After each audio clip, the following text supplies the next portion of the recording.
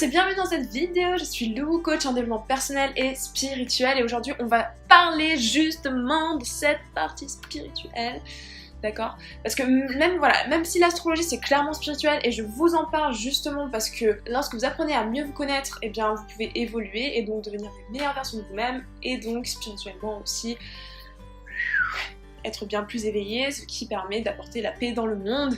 In my little head. Utopie, of course, mais au moins on essaie. Cette vidéo, elle va forcément de pair avec la vidéo sur le karma que j'ai réalisée, donc je vous invite à aller la regarder parce que ce sont des choses qui sont intimement reliées et qu'il ne faut pas forcément ignorer lorsque vous vous intéressez à l'une ou l'autre. Cette vidéo, elle va vous permettre de comprendre un petit peu c'est quoi la réincarnation, ma vision aussi dessus. La réincarnation est largement une croyance, d'accord? Donc, si jamais ça n'est pas votre truc, you can quit the video. Si jamais vous n'y croyez pas, you can quit the video too, d'accord? Mais ça serait plutôt comprendre une pensée, une philosophie, une possibilité peut-être de notre vie et de comment l'être humain évolue, d'accord? Ne soyez pas trop rigide, ne soyez pas non plus trop crédule. Il faut essayer de trouver ce juste milieu, d'accord? Face à la réincarnation, c'est important. Donc on peut commencer cette vidéo. Yeah. Ok, tout d'abord la réincarnation, vaste sujet, puisque c'est une croyance qui est largement adoptée par tellement de religions, tellement de pays qui datent de millénaires et de centaines d'années, d'accord? Donc on va avoir surtout une grosse littérature à propos de la réincarnation dans tout ce qui va être indien. Okay, dans tout ce qui va être l'hindouisme, le bouddhisme, beaucoup aussi de croyances dans l'Afrique subsaharienne par rapport à la réincarnation, d'accord? De toute façon, dès qu'on parle un petit peu de l'Afrique, je dois avouer que toutes leurs religions sont très axées sur ça, d'accord? Sont très axées sur le changement d'être, le renouveau, essayer de revenir dans un animal, dans une plante, ou même dans un être humain, ce qui est le principe de la réincarnation. C'est beaucoup moins présent dans nos religions, entre guillemets, c'est-à-dire celles qui sont majoritaires, soit le christianisme ou encore l'islam. D'accord?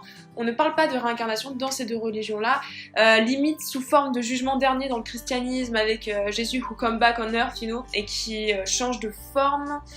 Mais sinon, à part ça, le terme n'est pas apporté, le terme n'est pas mis en avant parce que ça n'est juste pas ce que la Bible ou le Coran veulent mettre en avant.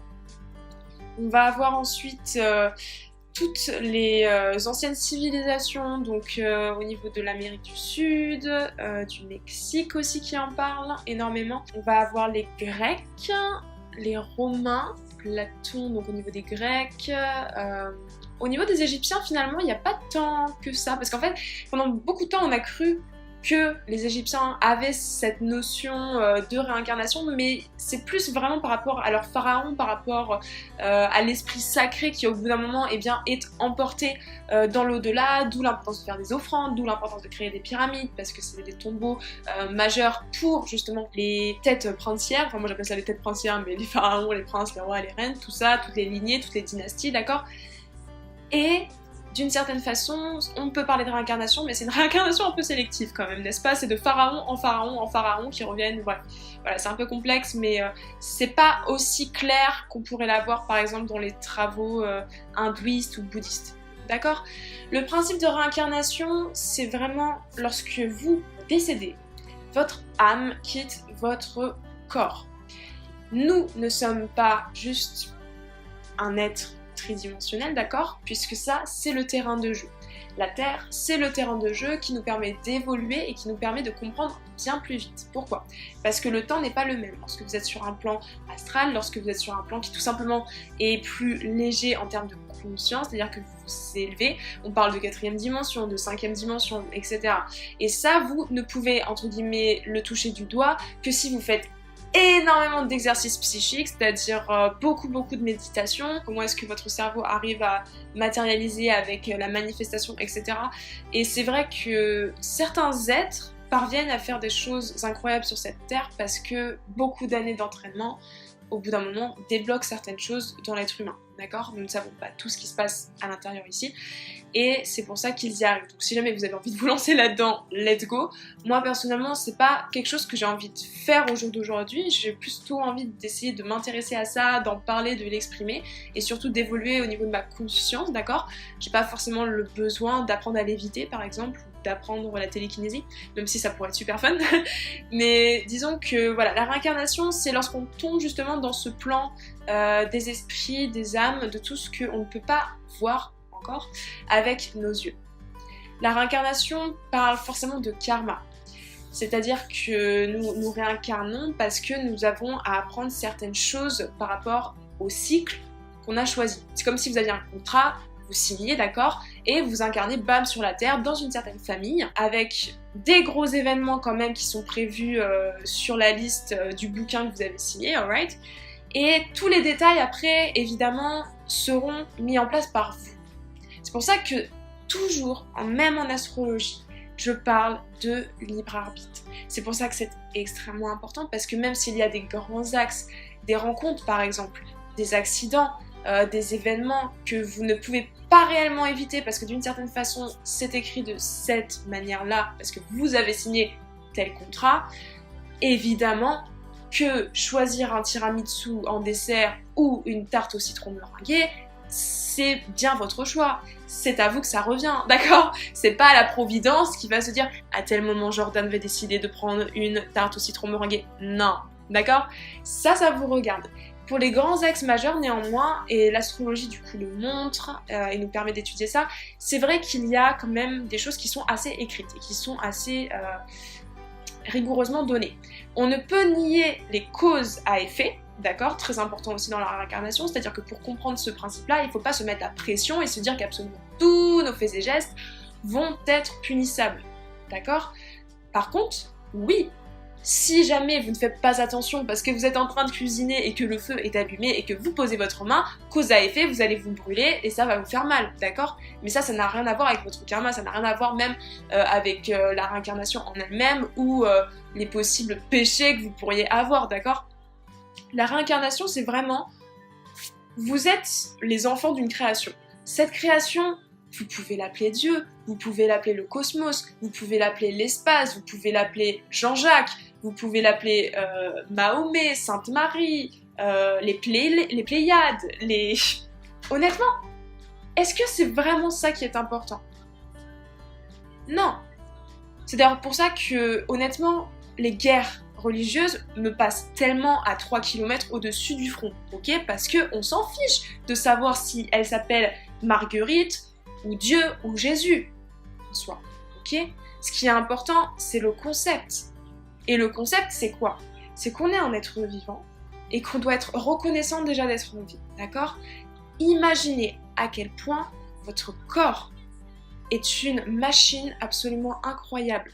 Votre corps permet d'évoluer dans de la 3e dimension et permet de connecter un esprit intelligent à quelque chose de tangible, ok?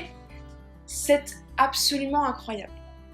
Et les gens qui ne comprennent pas à quel point c'est incroyable sont justement des personnes qui généralement dans la vie eh bien, sont moroses, aigries, ne voient pas le bon côté des choses, etc. Il faut être reconnaissant de ça. Vous avez des milliards de cellules à l'intérieur de vous et à chaque fois que vous vous incarnez sur un plan, parce qu'on n'est pas obligé tout le temps de s'incarner sur Terre, d'accord? On peut s'incarner sur d'autres planètes, on peut avoir besoin en fait d'être une certaine personne dans une vie, avec un certain sexe, avec certaines personnes qu'on rencontre, c'est ce qu'on appelle des familles d'âmes.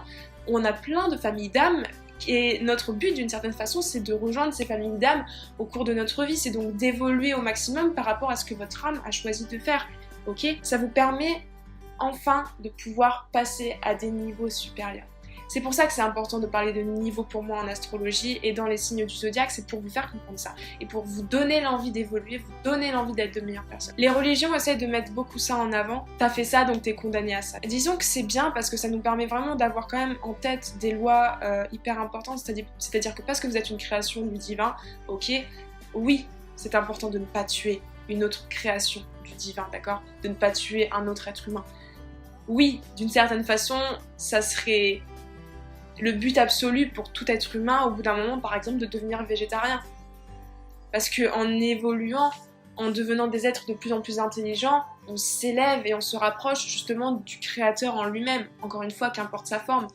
Et le créateur en lui-même respecte chaque être vivant.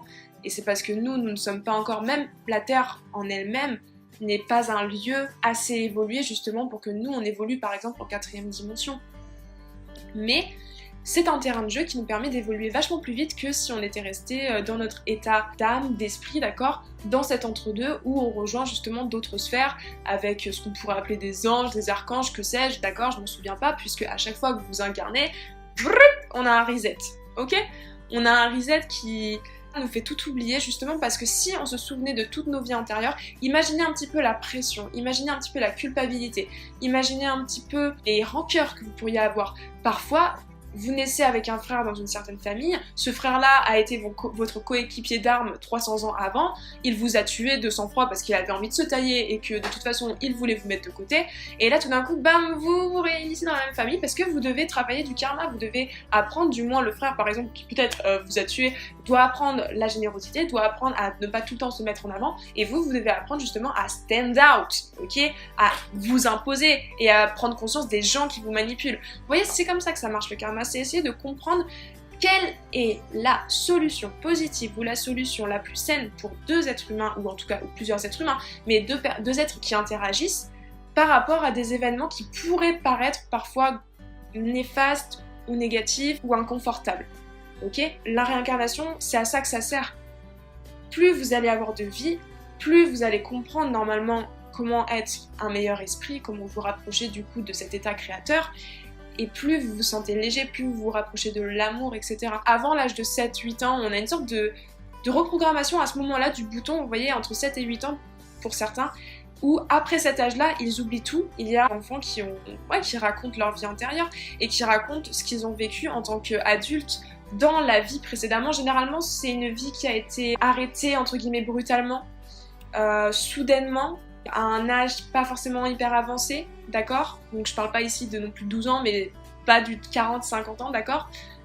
Et qui a choisi de se réincarner tout de suite après. Et peut-être parfois parce que justement la réincarnation est si proche dans le temps, parce que des fois vous pouvez attendre des centaines d'années avant de vous réincarner, d'accord, pour que les célestes y soient alignés et qu'en effet il y ait la bonne famille, le bon climat, les bonnes positions politiques mondiales, etc., climatiques, pour qu'en effet lorsque vous naissez, cette vie va vous servir par rapport à ce que vous avez signé, d'accord? Donc ces personnes-là qui se réincarnent super vite, eh bien elles ont plus de chances d'une certaine façon d'avoir des réminiscences de ce qui s'est passé. Et plus la mort est violente, plus ça devient un trauma qui s'intègre en fait dans votre âme et dans votre mémoire, comme si vous étiez un disque dur, ok? Et c'est intéressant de lire ces choses-là, c'est intéressant de regarder les preuves en fait que mettent en avant ces enfants, de regarder effectivement, bah là ils ont vu telle personne, là il y a tel papier, etc. Alors que par exemple ils sont jamais allés dans des endroits, ils sont jamais allés dans des lieux, ils ont jamais parlé à telle personne, pourtant parce que c'est leur vie antérieure, ils s'en souviennent. Ça nous permet de comprendre de mieux en mieux pourquoi est-ce qu'on vit, pourquoi est-ce que c'est important en effet d'être une bonne personne, d'essayer de s'améliorer. Dans votre vie, vous ne pourrez pas toujours être parfait. Et le but, c'est pas que vous soyez parfait, le but, c'est pas que vous soyez un saint, d'accord? Le but, c'est que vous appreniez ce que vous avez à apprendre. Et parfois, apprendre ce que vous avez à apprendre, ça met du temps. Ça met une vie, ça met 2 vies, ça met 3 vies, ça met 4 vies. Je parle par rapport à un cycle choisi, d'accord? Parce que de toute façon, vous choisissez 2 nouveaux cycles à chaque fois parce que vous voulez monter en palier, d'accord? Chacun choisit de se réincarner pour une certaine mission. Parfois, en effet, votre mère a pu être votre amant dans une autre vie. Parfois, telle personne a pu vivre ça. Votre médecin vous sauve dans cette vie parce que vous l'avez sauvé dans une autre. Parfois, c'est pas obligé d'être des relations super proches, hein. Parfois, ça peut être lambda, mais cette personne vous doit, entre guillemets, une dette. Et en vous réincarnant, vous vous rencontrez d'une certaine façon.